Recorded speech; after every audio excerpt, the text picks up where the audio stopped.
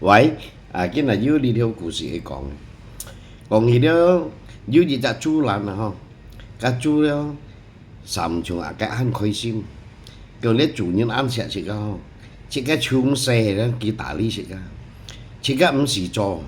唔像個牛了，而去耕田了，而攞了攞家了嗬，叫食個每日食個即食水屙，即三樣嘢食水屙都要頭用，食個唔是做。bị cái đâu ma đó bị cái đâu giòn cái đâu chít cái đâu ăn họ miệng thành này cái chú đi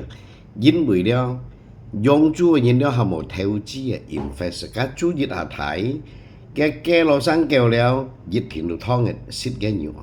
đó số gì các chú kiểm ti cái bảo là cái nhìn ăn họ cái bảo cái chủ nhìn ăn họ tùy phụ cái đó cái nào còn hiểu đấy dùng chú đó chứ nó cho cái nhìn không chủ dùng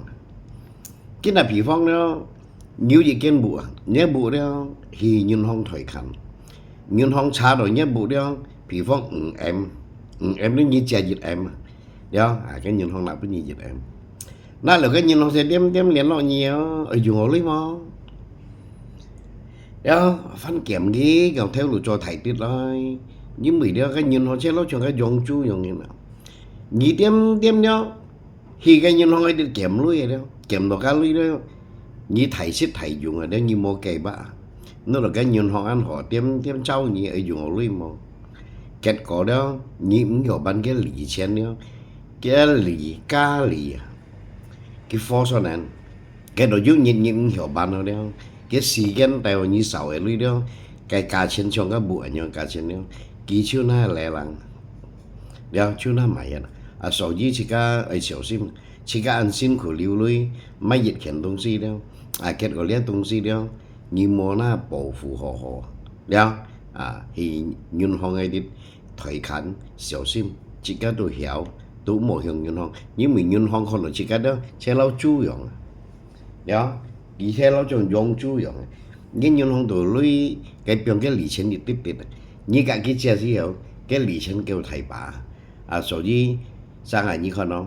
để cho theo lối như đó sang ngày những họ khác theo lối cho chính thấy但係要熱咗幾倍破下đó chỉ dính bởi cái điểm hết đó nhân hong lì了đó ăn tự nhiên kia chỉ có mới còn xí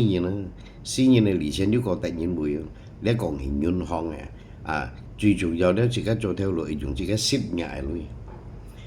chỉ có mua ăn thầy theo đó mua tay ăn thầy cái mỏ đó lộ nhân sĩ son còn đi kịp với cái gì xí hay mày cái bị phong cái theo này như ăn thầy ngay tay mổ đó tới tay cả ngay tay lộ gì đó ngay cho về tay cái mổ cổ thải đó ngay tay ở lộ gì hiểu đó ngay mũ chú đó bốn cái mổ khem đó kết còn ngay gì đã hăng đó ngay chọn đồ bịa chọn ở thiền sen chu cái gì xí chứ còn chỉ có mua ăn thải theo mua tay ăn thải cái mổ cái gì xí xí đồ nhí mới chọn đó mới tới đó trong cái này ngay theo lùa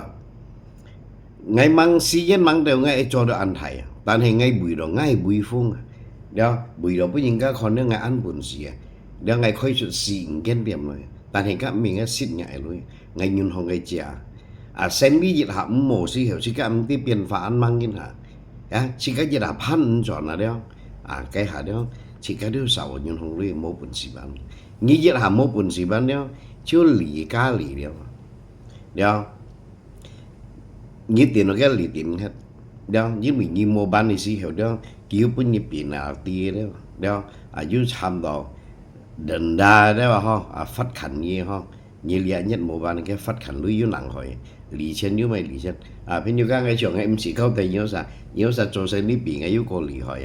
ha một theo xét ngày trường đó cá chú là này thì là cái nhìn bưởi được cái an khơi sim cái nhìn bưởi được cái giống chú nhìn tùy cái an họ ăn xẻ cái mình đi đó xây cái sống mua miên phù vậy xí kiến đâu xí ở các chú đó dịch tiền xài hết đó là bên như các trong tôi sợi mua ăn nào hóa thằng áp hiện là nhân pin nó bởi chỉ ăn sau nhất trong kita ngay dịch tiền bưởi như tàu cầu mang kita chỉ có khơi xí mình nhìn đâu tôi xỉu